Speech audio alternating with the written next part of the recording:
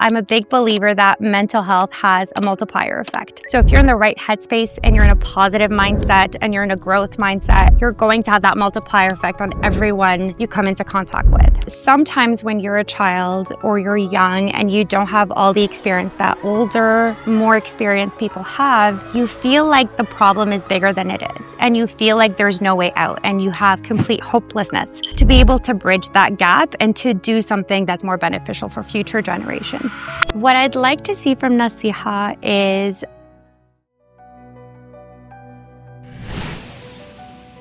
Assalamu alaikum. My name is Doha Soliman and I am the finance director at Blue Ridge OMS.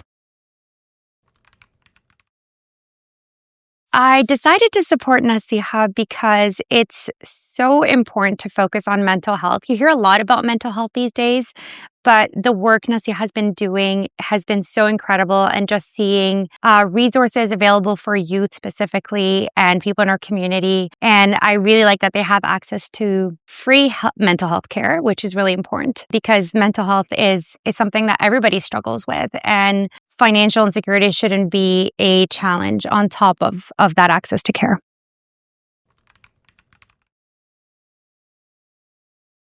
The reason I would like to get involved with Naseeha, and I think everybody should volunteer or donate in whatever capacity, is this is a little bit of a long answer here, but over the last 10 years, I've realized we've had so many incredible charities that have come up in the Muslim community. And I like to think of them in two ways. The first one deals with immediate danger. So Nisa Homes deals with domestic abuse. Islamic Relief deals with global relief efforts. Islamophobia with NCCM. And then you have food banks for financial insecurity. On the other end of the spectrum, there are organizations like the Canadian Muslim Vote that talk about political and civic engagement. Then you have the Max Awards for Excellence, and they reward sport achievement and academic achievement. And I feel like the way to bridge from that immediate danger to the ones that are more forward-thinking and more long-term approach is through something like Naseeha. And the reason I think this is so important is because Naseeha addresses mental health. And if you are not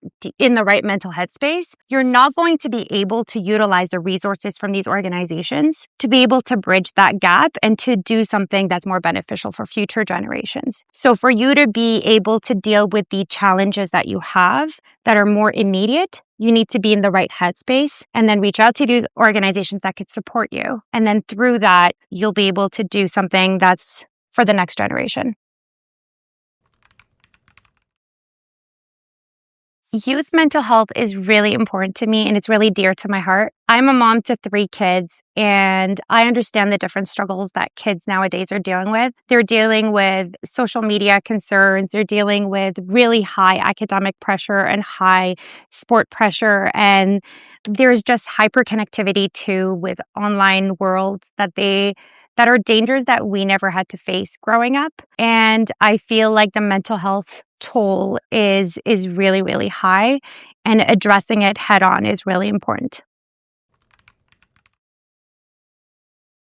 What mental health means to me personally is you can't achieve anything you really want if you're not in the right mental headspace.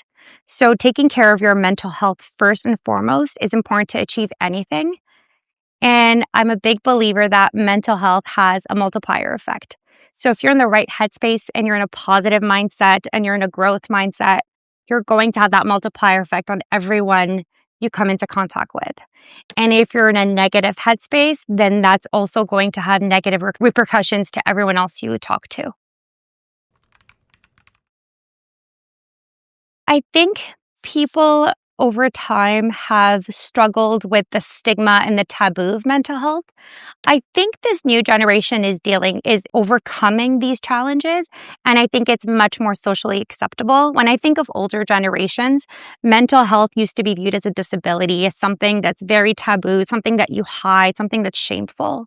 Whereas nowadays, I see kids talking about mental health openly and addressing the importance of mental health. And that's really beautiful to see that transition and how far we've come in just 1 to 2 generations. What I'd like to see people understand more is, again, the importance of that multiplier effect. So if you are able to deal with your own mental health first and foremost, you're able to tackle any challenges in your life much more easily.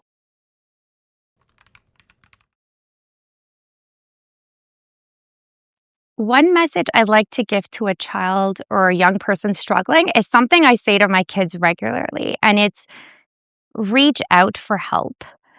Because sometimes when you're a child or you're young and you don't have all the experience that older, more experienced people have, you feel like the problem is bigger than it is, and you feel like there's no way out, and you have complete hopelessness.